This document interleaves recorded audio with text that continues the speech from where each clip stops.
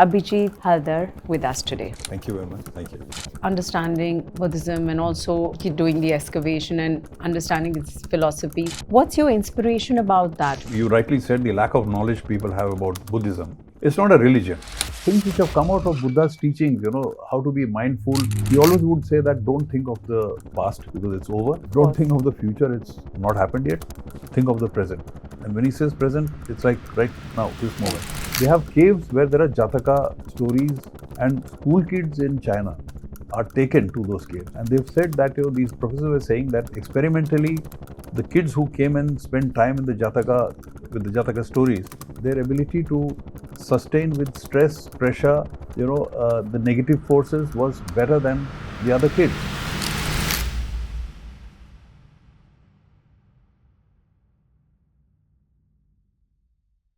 Welcome to Pragya, the Asian Buddhist Summit in Delhi. I have the host of the summit. Today we have the director joining us for a short interview about the inspiration that led him to have this event in New Delhi. This is Abhijit Halder with us today. Thank you very much. Thank you. Thank you. Well, the organization of which I am the director or director general actually is an international body. So we are known as the International Buddhist Confederation. And our objective is primarily to engage countries abroad, Buddhist countries and Buddhist sanghas, as well as Buddhist organizations, academicians, scholars, and make them realize the essence and importance of India and the element of Buddhism which is in India. Because Buddha was one, and as Buddhism traveled to different countries, it changed its color depending on the local tradition, local culture, local value systems. As a result, you had several, sects in Buddhism. They changed their outlook in terms of the local requirements. So you have Zen Buddhism in Japan, and then of course, broadly speaking, you have something called the Mahayana and the Theravada Buddhism. You also have the Vajrayana. But all said, the idea is that such dissipation or such breakup of the original idea of or the teachings of the Buddha into different elements is something which can at times go astray, in the sense that it can lose its original sense, the original meaning, the core value. So our idea is that we need to be in touch with every possible institution or sangha or organization or academicians who are in the Buddhism domain, to be in touch with them, to understand as to what they're doing, and to make them aware and sensitize them to the actual original teachings of the Buddha, which emanates from India. So idea is to string them together, bring them together, and as a cohesive entity. So if you see our logo, the IBC's logo, it says, common wisdom, united voice. So right. The idea is to bring together the wisdom of all these entities and speak in one voice, because Buddha was one. Absolutely, I agree with you. So, definitely. So this is what we are trying to do. And part of this objective here, the Asian Buddhist Summit, was obviously to bring them all together. This time we brought together the Asian countries, and you'll be surprised, we had about 30 countries. I mean, if you start counting, I absolutely have 30 Asian countries, yes. It's very difficult, but where Buddhism exists, So we managed to do this primarily with the aim of including also the Central Asian states. Now, these are not Buddhist states, and these are states generally kept away from the Buddhism domain. When you talk about Buddhism, you talk about Thailand, Myanmar, yes, Vietnam, definitely. Cambodia, Sri Lanka, and all of these. So Central Asians are not there. But then we've had some engagement with them, and we found there are academicians who are very, very knowledgeable about Buddhism, primarily because the travelers who yes. took Buddhism to China through the so-called Silk Route, the route went through Central Asia. So Central Asia has a lot of places where merchants and monks from India, while traveling to China, had stopped by, settled down there, conveyed their message there. So there is a lot of excavation which is yet to be done in Uzbekistan, Tajikistan, etc. Unfortunately, that hasn't happened because the governments there are not really Buddhist governments, or not sensitized to the aspect of Buddhism. But slowly there is this realization even in Kazakhstan, Kyrgyzstan and other republics that these are heritage sites, which they can create. So some of them actually heritage sites with a lot of energy, isn't absolutely, it? Yeah. and they have done so. In fact, Kazakhstan has got a site which is a UNESCO declared site. It's a Buddhist. It's a wall which has Buddhist, sort of scriptures on it. Yes. I mean, in Pali and in Kharosti and other scripts.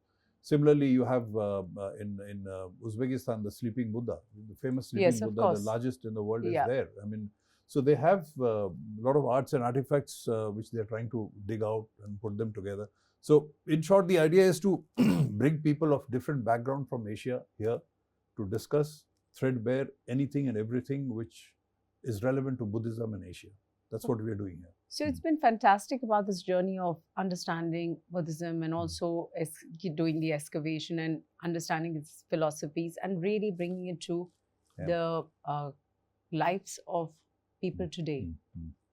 What's your inspiration about that? Because yesterday I heard scientists, I heard about the Pali language, I've heard about the different kinds of monasteries and the stupas, and then proven by science as well.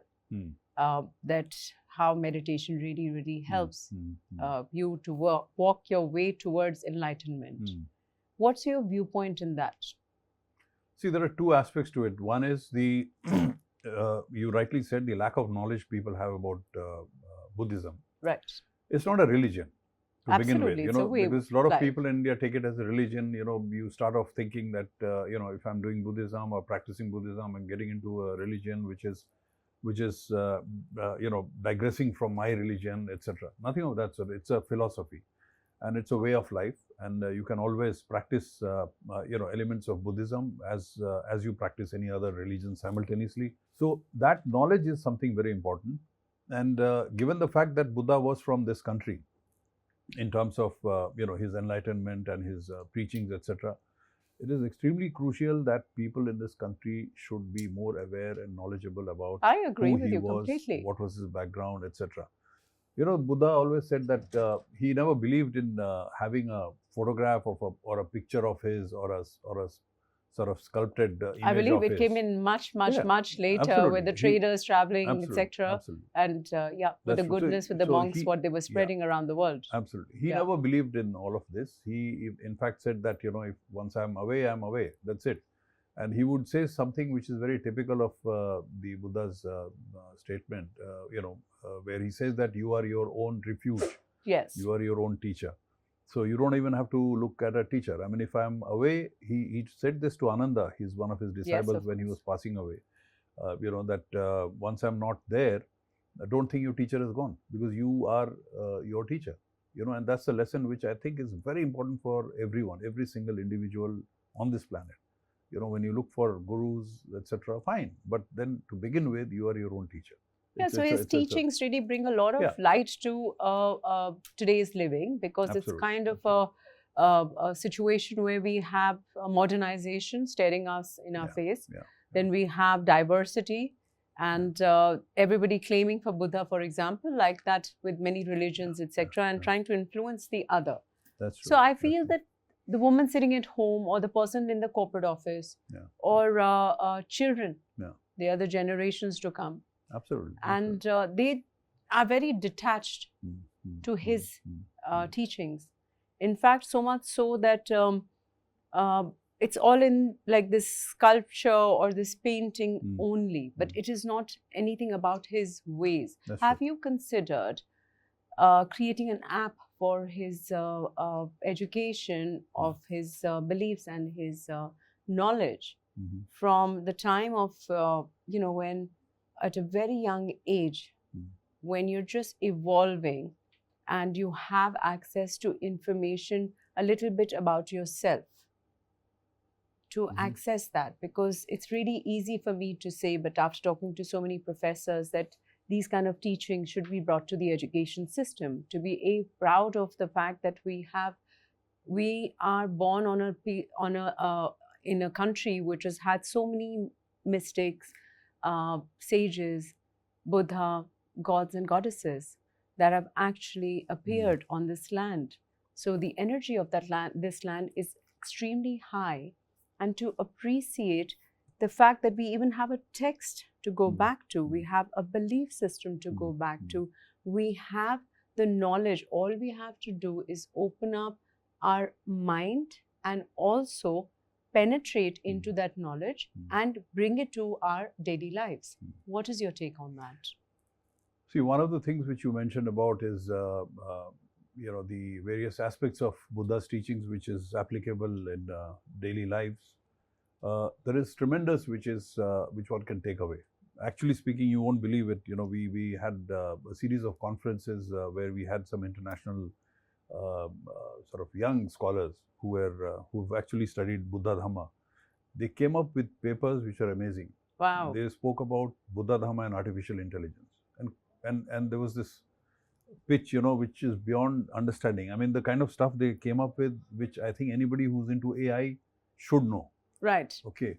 There were people who were producing papers on Buddha Dhamma and neurosciences. And interestingly, I'll just tell you, we have a team of neuroscientists who are India-based as well as US-based, who basically are thoroughly well versed with Buddha's teachings. Wow. So while one of them is head of department in one of the universities in US in the neurosciences department, he's in fact retired after 45 years of work. The brilliant guy. So his, these are people, this team has been working at matching Buddha's philosophy and his teachings on mind and body, along with modern day neurosciences. Absolutely. And the aim is to come up with some solution for, mental well-being, dealing with issues like dementia. That's the future of the world, isn't it? Yeah. So the Dhamma, even though it was 2,500 years old teaching, it has the depth, and amazingly, you'll find a lot of American academicians and professors. Yes, I hear that. And Europeans digging deep into this aspect. And bringing it to the education. I believe there are lots of schools which are attended by some of the top business people and business heads in the world, sending their children in America and in Europe to such schools. Absolutely. To connect them with themselves. Like today, if you talk to an Oprah Winfrey, she said meditation is before what she does before she goes to stage. You speak to Tony Robbins and he says the same thing. And there's so many other celebrities worldwide who encourage meditation. And where does it originate? It actually originates from the Buddha. Absolutely. Even the concept of mindfulness, it's easy to say, or implement it, but it's actually something which needs to be practiced. It's training your mind. Absolutely. Doesn't take much, but it's just that, I keep telling people in my lectures here and there that, when you youngsters who are going to college or anybody who's going to office, anyone could be, in a rush, and probably he's just got about 45 minutes to shower and then have a breakfast and then pick up his car keys or scooter keys or bike keys and his IDs, etc., and then his wallet and A, B, C, D, E, F, G, and then meet, his if he's living with his wife, say hello to his wife, or if he's living with his parents. There's a drill which is there. Now, in this panic mode, he's bound to miss out on something or the other. Right. He does everything routinely, but he goes out 1 kilometer and suddenly realizes I've missed my specs. He comes back. That is mindfulness. He's not being mindful. Mindful is at that point of time when you're doing anything, just forget about rest of the worries. Why is it that he's getting distracted? He's getting distracted because at that point he's thinking about 12 baje, I've got a meeting where I'm going to speak so and so. I don't know what to speak.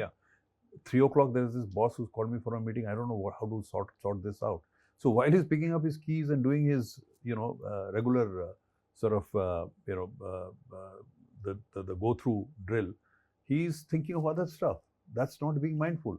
So I keep telling them to just be mindful at that point when you are doing something. Just focus on that. Everything else will get sorted out. In any case, if you think of that, the issue which is going to happen at 3 o'clock, if you're thinking of it now, it's not going to. You're not going to be able to solve it. So these are things which have come out of Buddha's teachings.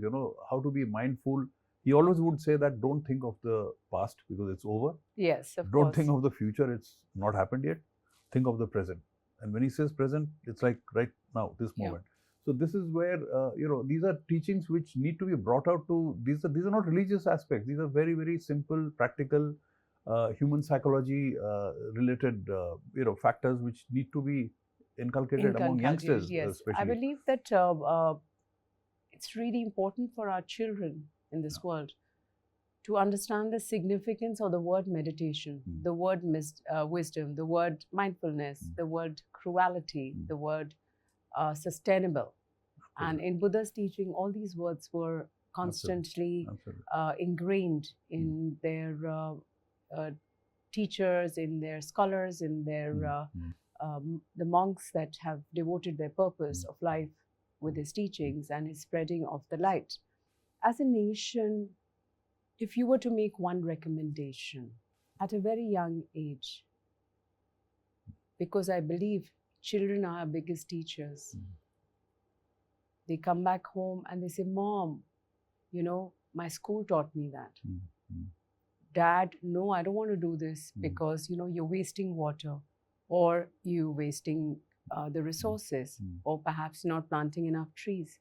So what's that one suggestion at this conference today you would bring to our country as one? I think it is extremely critical for children to, be taught about not just human life, but of nature, about nature, environment, the circumstances and the situation in which we live. And what about the spirit? And of course, the spirit comes later on, because unless he realizes, where he's existing and what are the things around him, he's not going to be able to go deeper.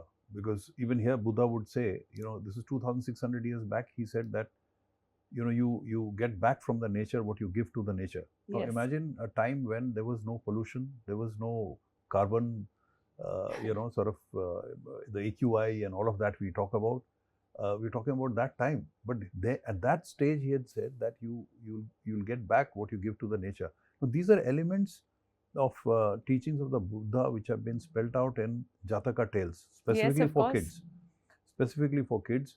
I would say that these need to be revived as regular lessons, for youngsters, depending on which class they are from. They're very humble teachings, and I was surprised, in fact. Catch them young and... Yeah, because it's happening actually. You'll be surprised, we criticize China and we consider them at times as, sort of also pushing the Buddhist narrative in a different tangent and all.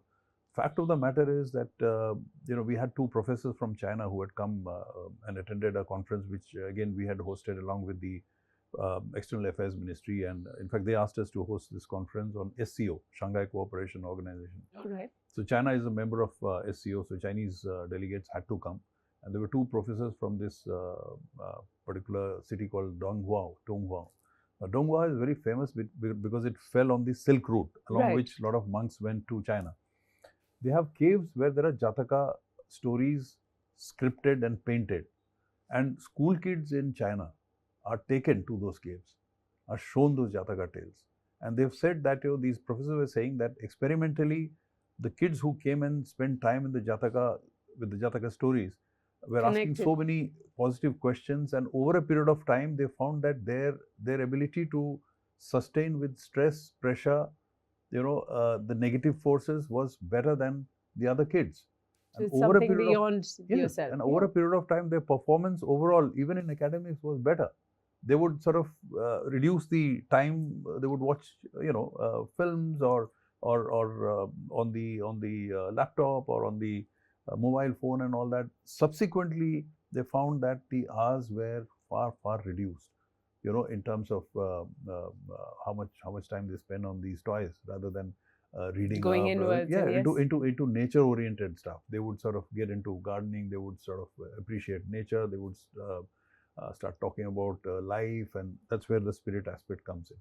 So I'll just, there was another aspect which you had mentioned, which I didn't complete in the last question about, what can be done for the youth in terms of app. You mentioned about the app. So app is again, something which has to be done very carefully.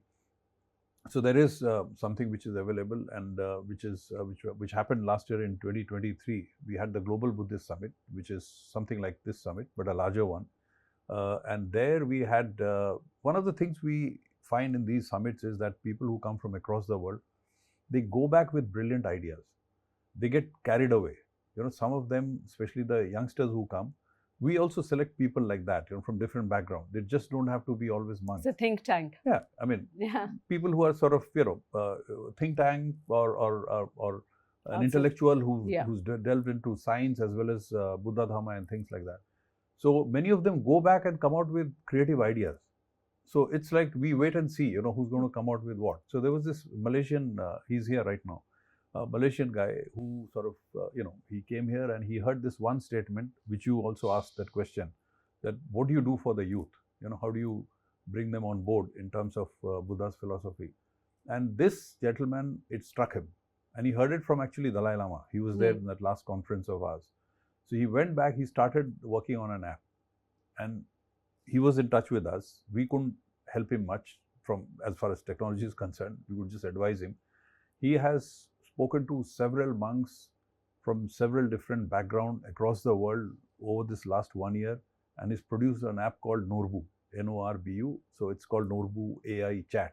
I mean, you can always go into that, and it's functional.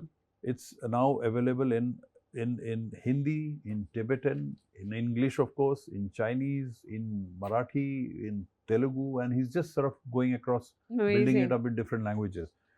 What he told me was that he found that, he found a lot of youngsters are asking questions which they cannot probably pitch to anybody else.